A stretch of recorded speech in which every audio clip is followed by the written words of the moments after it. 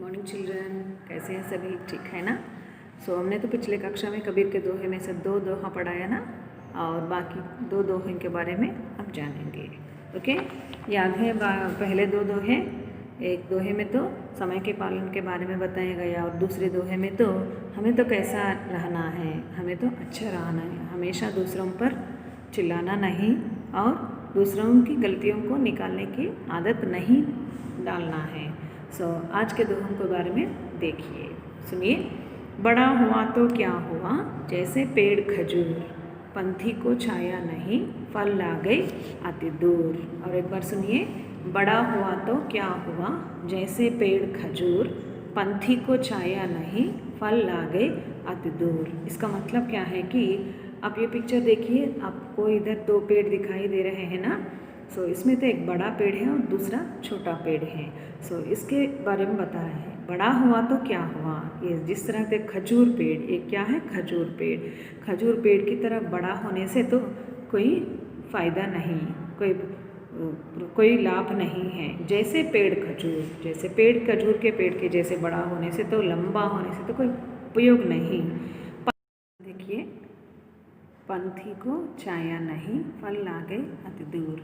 पंथी को छाया नहीं, पंथी का मतलब उस पद पर जाने वाला है, यानी ट्रैवलर। पंथी को छाया नहीं, शैडो, छाया नहीं देता, और फल भी बहुत दूर हैं, अधिक लंबा पेड़ है ना, इसलिए फल भी बहुत दूर हैं, हम उसको नहीं ले सकते हैं ना। अगर छोटा पेड़ है तो हम पत्थर मार के और हम डाली पर चढ़कर उसके फल को खा सकते हैं, मगर ये लंबा पेड़ तो ऐसा नहीं होता। समझ में आ गया आपको? और एक बार देखिए दोहा। बड़ा हुआ तो क्या हुआ, जैसा पेड़ खजूर, पंथी को छाया नहीं, फल लागे अति दूर। बड़ा होने से हमें कोई फ़ायदा नहीं। इसी तरह सज्जन लोग, अगर वो सज्जन लोग और बड़ा लोग, यानी जो ईमानदार होते हैं ना, जो पैसे वाले होते हैं ना, उनके पास बहुत पैसे हो तो कोई फ़ायदा नहीं दूसरों के लिए। अगर वो सभी को देते, जो सहायता में है उनको सहायता किया, तो उनके पास जो पैसे हैं उसके लिए एक अर्थ होता है ना। ये तो परोपकार भावना के लिए बताई गया दोहा है। और बात आखिरी दो के देंगे। आखिरी दोहा। ऐसा बानी बोलिए, मन का आपा खोए, औरन को शीतल करे, आपहु शीतल होए। और एक बार सुनिए। ऐसी बानी बोलिए, मन का आपा खोए, औरन को शीतल करे, आपहु शीतल होए। हमारे मुँह से, बानी का मतलब हियर वाणी, हमारे मुँह से जो पद आने वाले वो शब्द कैसा होना है? शीतल होना है, बहुत अच्छा होना है, ठंडा होना है। और मन का आपा खोए, आपा का मतलब घमंड। हमारे मन में किंतु की घमंड की भावना नहीं होनी चाहिए, है ना। इतना तरह मधुर वचन बोलना है हमें, कठोर वचन नहीं बोलना है ना। दूसरों को प्रॉब्लम देने वाले बातें हमें नहीं करना है। औरन को शीतल करे, आपहु शीतल हुए। हमारी मुँह से जो निकलने वाले शब्द हमें शीतल करे और दूसरों को भी अच्छी तरह पहुंचना है, अच्छी तरह आना है। हमें अपने साथियों से कैसे व्यवहार करना है?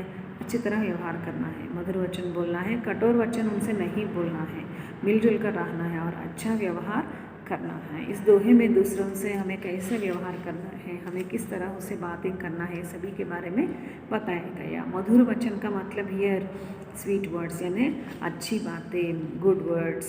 ऐसी बानी बोलिए, हमारे मुंह से निकलने वाले जो आवाज़, जो शब्द कैसा होना है? मन का आपा खोए, हमारे मन में जो घमंड है वो निकालने जैसे होना है। औरन को शीतल करें, आपहु शीतल होएं। ये सुनने से दूसरों, औरन को शीतल करें, दूसरों को भी अच्छा लगेगा और हमें भी अच्छा लगेगा। समझ गए बच्चों? ये दोहा किसका है? ये सभी कबीर का दोहा है। पहले दोहे में किसके बारे में बताया गया? समय के बारे में बताया गया। और दूसरे दोहे में हमारे बारे में, हमें अपने औरन को शीतल करें, आपहु शीतल होए। दूसरों को भी अच्छी तरह होना है, हमें भी अच्छी तरह होना है। और दूसरे दोहे में क्या कहा? जो किसी दूसरों पर हमें बुराई नहीं देखना है, पहले हम अपने आप स्वच्छ रहना है, अच्छा रहना है। और तीसरा दोहे में क्या हुआ? बड़ा हुआ तो क्या हुआ? पेड़ के बारे में बताया गया ना। पेड़ के अलावा रास्ते से, पेड़ के सहारे से मानवता के बारे में बताया गया। जो आदमी होता है ना, अमीर आदमी होता है ना, उसको सभी को सहायता देने की बात बोलने को दिया इधर। और लास्ट आखिरी दोहे में क्या बताया गया, हमारा वाणी कैसे होनी चाहिए, शीतल होना है, अच्छी होना है, दूसरों को भी शीतल करना है, हमें भी अच्छा लगना है। समझ गए बच्चों? यस। दोहे के आधार पर हम अपने कबीरदास के हम क्या कह सकते हैं, एक समाज सुधारक है। समाज सुधारक यानी पुरातन कालों में तो इन दोहे में से समाज को सुधार करने का मतलब टू चेंज, మార్పు తీసుకురావడం అన్నమాట। సో समाज सुधारक, सोसाइटी को चेंज करना है। और इनके दोहे में तो समाज सुधार की भावना होती है। वे मानव जन्म की सार्थकता, परोपकार समझते हैं। मानव परोपकार करने से ही अपना जीवन सार्थक बना रहता है।